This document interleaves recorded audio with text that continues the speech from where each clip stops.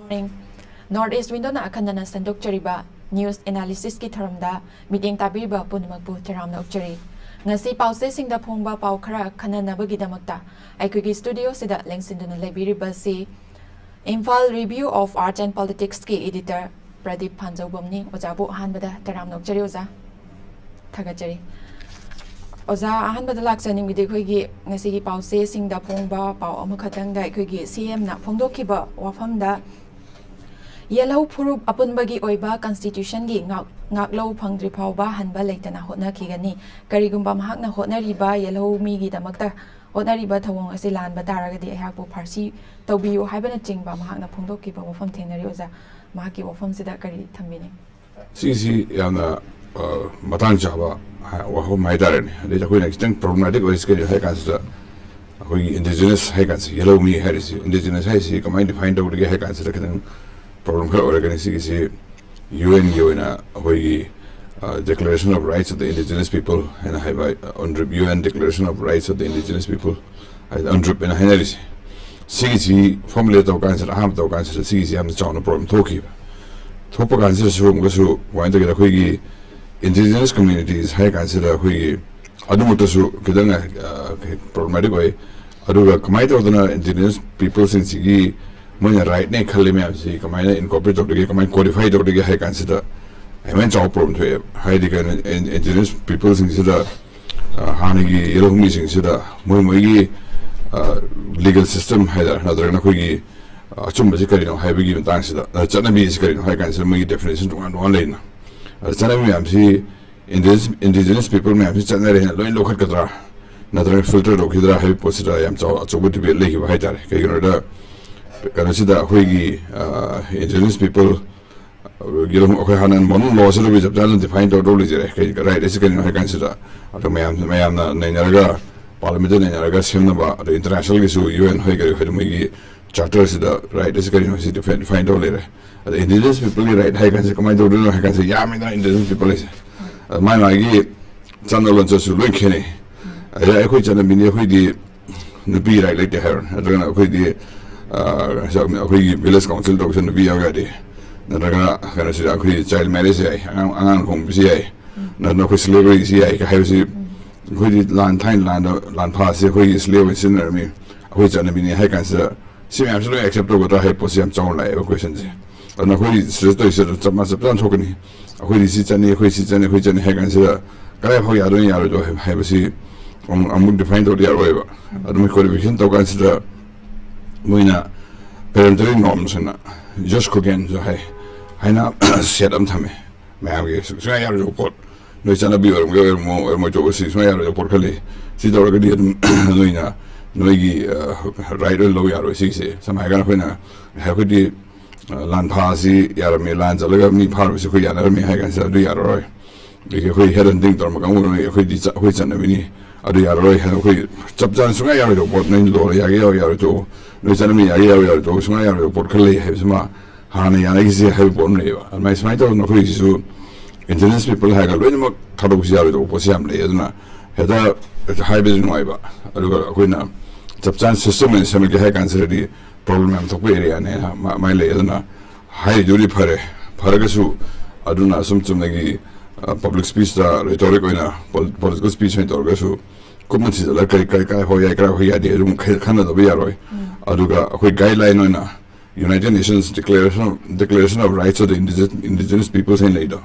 Aduna guideline in Sinaga, Aduna International as Mayam Gitazanava, Law Monitorasu, my declaration is in Law Monitorasu, as a Law Monitorasu Mayamgi, the guideline of Saudi, Nasrigi, Gakara Hoya, how to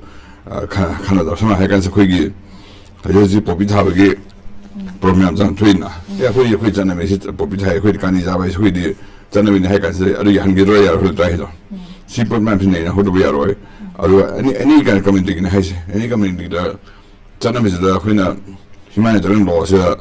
Gilko Polar Moody. Some I can quick consider Yamlin customary practice my team who are going to give in the big unit Togarway had the gear. Period is a mangi have a sim, see, I with customary one which enemy has law the other but who international humanitarian law the other but man said have the other help us later aduna man the hodo ri phare ruga manung de yam lady nenegalo ba ruga khana ga do ba ruga yaba ya ba isi so khina khando ka do ba siam lady simaina khu khande yaro in mai thamge thaka chai yoza adugo mathang da lak chaning bana koi gi manipur da law and order gi phibam se fail oire lengak na nupi sing bo ngak sen ba ngamdre haina AAP gi MP Sanjay Singhana Lok Sabha amasung Rajya Sabha gi ningtham mikhal da mahana phongdokre mahana phongdokli ba wafam se da oza oiri ba leba ki law and order gi phibam asiga mahana phongdokli ba se yaning bra kamaina kari haibini adu man khu mayam haina resi khu is law and order layer magdi leba na loin control do ron lengak sina loin pai ron khu gi law heba aduga khu gi law gi dispensation ji leba lengak sina loin pai do na asi pai mang auto de gi mayam loin mama thok pai na gi mama thok khun ngak pai thong ni maximum ni khu sa ga law na tor mo do podu law to widro ni na sam sam chong thok jara ga no ipum lai la kan sir di masing henga mi kolai pai masing henga le henga kan sir di law se kan pai na khangre mama thok to na le re aduna khu gi kang khong cha ba chap ja ore na law le tre hai du di khu mayam loin ha hai na le ro ni ada ha ji law si mo le hen ba da si kamai dong han do de ge do khu gi mayam na political theory da hai na believe Max Weber and Hermes legitimate violence hai si hoigi gi state khut le jone state ki khut le jaganda kang khong chai ni hai state na kholai ba state ki police kholai ba army kholai ba city legitimate ni hada moina se moina coercion sina ka ja mi ma nang ya de par kan sida law na toraga di law mutung ni dog budur dia legitimate ni ate indor kan legitimate na te hai bo si si he ngak pang da kan da lebak to kang khong chai ni sida ha na le na hana theorist political theorist man na legitimate coercion or legitimate violence state could le le do ni monopoly ne do ni ate le hen so ngadi le haga so khogi hagi khlai pai haga so khoi license sibori ai kadu pa mi no kan khoi license ki regime le na asita asai pai ba natana lo ma ma thok tok jaro thado kan sredi law and order si kai thara kan hai posi kang khong jai ni to fail state de do kan ga sem hai le na ala khoi so do cha adu mo ni chap jan ta re hai bi rum u le re khoi na hoi do oza mathang da lak chani bana koi gi chadong da numit ni gi oiba cultural exchange festival ama khadang tauri haibitare festival asigi team di Manipur United biodiversity haibani haiba sigi team da koi cultural exchange ama exchange festival ama pangthokli lakchaning abdi oza hojik leiriba lebaki issue asida asigumba cultural exchange festival ama pangthokpasi chumi haina khanjai oza gi oiba mo si adum haidar lebak giran thoire su hoi iran thoye na hoi loin lep dan ya bon de ma khadi constructive haidar hoi kum hi wena to bon to bi hoi gi si purpose me yaw gadi si ke kai da ban khali purpose me am si wakan damina na ba hoi masen masag hena mun khamina na ba ona na ba platform simbi si dia ke kai da ban khali aro iran thoye da hoi na loin ma pensi lep dan ya bon de lep gadi hoi pulap 2 minute bon la do ni na mama to do ba mai hui karbar ni khangde de profession ni khangde asi le to na e ba iran ro le pe ge ha ge di lo chap le pe na adu mo si to khon da ba adu ga hui gi smaina to wa se kum hi gi lang ba gi adi gi chakai yu sa no gi pot na ta ga di adu ma'am smaina hui gi cultural ba hui gi constructive ba sumba ga si di meeting point ma'am same as the adama phopo ne thamki thaga chari osa aduga na Tribal Youth Council Manipur TYC na Phongdorok pada TYCM na haigada ba oza ko Phongdorok pada tribal singi chaukat thorang tinthare institution sing marai chai thare amadi tribal singi kholau tabi dre haiba wakat sing phongdok laduna ikoi gi minister led pau hakip simang kre mak phangnana ba ikoi punna thimina se haibani makoi kholau si tabi da bagi damakta minister se mang kre haiba wa phom phongdorok ne oza kari haibini si da khoi sai hai lebak kang khong chai pose minister mo re gi minister na to hon thori to da ba ado mana se problem to so ngamdar na to potsa abra senator me ai to ya hai da ba si hai da kan se chu kan ta maga tabak su me am se to kan se da ai ga ado ga khoi na se da tribal hai kan da khoi iran thoi ba kang bu singa to na da ta si auri si ju ka auri do ni mana ga le wa ke responsibility por por na aidi committee adugi adani hairagadi adudi mai ministry post ge design toraga ngamdo pahin biro na to ne do to de khoi lebak si haisen kana kana pali no khang do gi post jam chang thopui khudam ama atopam ne haidar sina thagachari oza aduga hauzik se koi gi India gi state singi manungda Manipur asi pochai gi mamal khwaide gi wangba state ama khatang oire ai koi gi Manipur gi inflation gi chang asi chada 10.12 oiri haibani oza hauzik oiriba lebaki phibam asi ga loinana koi gi Manipur do oirakliba phibam sigi matangda kari phungdo hoi hagi chapjana ne hagi posi wangkhalaiba are highway sing are hoi gan samay extortion report di ma mai donation report dogan sida karbar sing isu moi loi mang ya damina adum posi si hengal ko sama ta ni posi thangal ga maya de khaigat bu ne to sing haragade adar karbar to kambu suwai ada wabli methada moi wabdo prajado ina inthorok panina akoi pala wami nyari si chapran ta adana lebaki irang se leiri khedi si posi adum khadim leirani na le khandon to ne kainada irang sida irang ho toriba sida mang thari kamu si moi su adum pakha chen de police to ro bodo moi to ro me moi su changi er moi su pakha da ka le mi ngari khairak kan sida haise ma hingna na ba in amada in thok karba la ga karba sing pe porman tang khalo moi amang mu ku khana hona ba sai to kan sida loina wa mi na posum le khini irang solution de khedi si dem thok le ne irang solution me na kwai de hena pe in mai tan thagachari oza aduga ekhoi ngarang se nupi lan ningsing thoram pangthokpagi jantar mantar da thoram asi yauna bagi damakta ekhoi imagi maragi convener sujata na luchingaga makoi miyoi ahum chatkiba asida ekhoi house arrest tawraga thambiba se ekhoi nupi singi oiba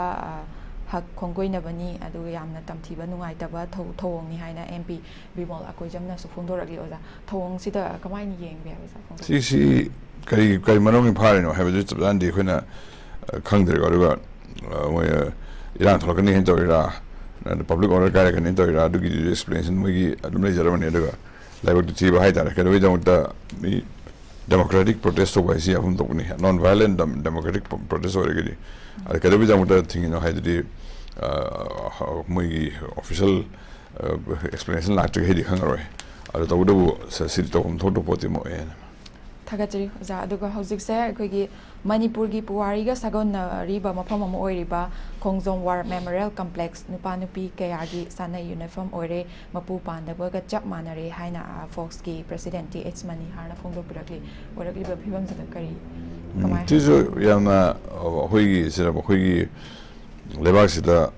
hoi entertainment park mem leiba khotpa si wasal lapagi haduga hoi outlet ne wasal lapi posi ma khodam ne haida haduga hoi gi swaina hoi gi monument mem leising sida bebhar yaw bagi usit hoi da bi posi ri honing de adu si tawdana bagi do khina mayam bhabta mina ba aduga sigi state na kidang restriction thamba sumusu ga ta kale hoi gi adu picnic spot na sum la han da bagi tawda ga respectful wo mo CCICC adi have to tapjana khangalaga sama ga khoi kangla manung sida khoina tawning to ya de have ji khangina adi monda khoi monument ma'am si so right tham khoi ya de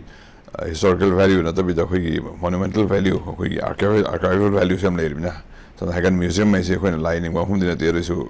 maruli oina mai to na khoi memorial site ma'am si so kring section thamba ada ma'am na bhariya na usitna